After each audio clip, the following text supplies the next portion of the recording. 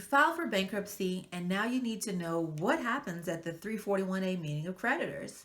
Is it before a judge? Is it court? What happens? My name is Chirnese Liverpool from the law offices of Chirnese L. Liverpool.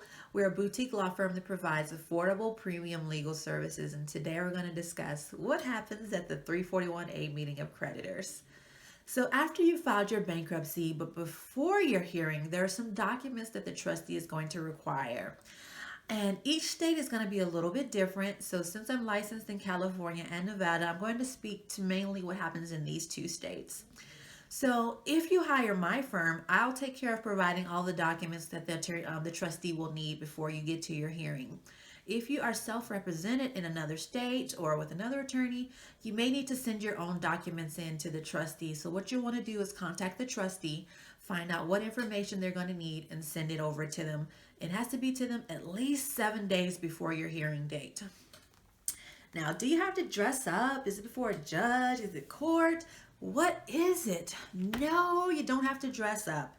It's not court. You do want to wear something nice, but it's not before a judge and it's not in a courtroom. Here in California and Nevada, they're held in specific rooms, and you go in and they put them in hourly increments, but maybe there'll be 20 to 30 people in there.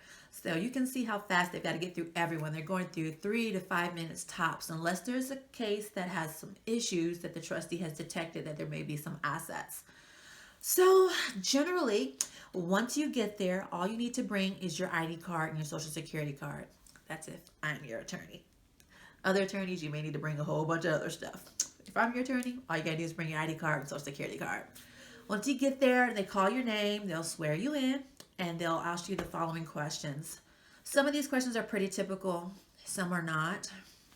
So the main questions they're gonna ask, or something related similar to it, are: did you have a chance to review your petition before you signed it? Did you list all of your assets, all of your debts, and all of your creditors? Is everything in the petition true, accurate, and complete? Are there any changes that you want to make to the petition? Have you sold, transferred, or given away anything of value worth more than $4,000 in the last 5 years? Do you have any child or spousal support obligations? What caused you to file for bankruptcy? And generally, if you're not the first person to be called that morning or that afternoon, you'll hear the questions that the trustee is going to ask. And for the most part, they'll be the same questions to you. Sometimes there's a little bit different questions if you have a home involved or a business involved. But generally, those are the questions that they're going to ask you. And sometimes there's a questionnaire that you'll have to fill out in advance as well.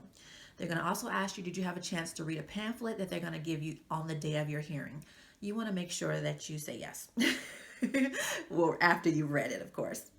And generally, once you walk out of there, if you've already taken your second course, there's nothing else for you to do but be patient. Your discharge will come in the mail approximately 2 to 3 months after your hearing date for a Chapter 7 bankruptcy. So with the Chapter 7 bankruptcies, the total process is about 4 to 6 months. There's some deadlines that have to pass by. And your hearing is a requirement. You do have to personally appear. You cannot appear telephonically. And those are the typical questions that they may ask you and what to expect.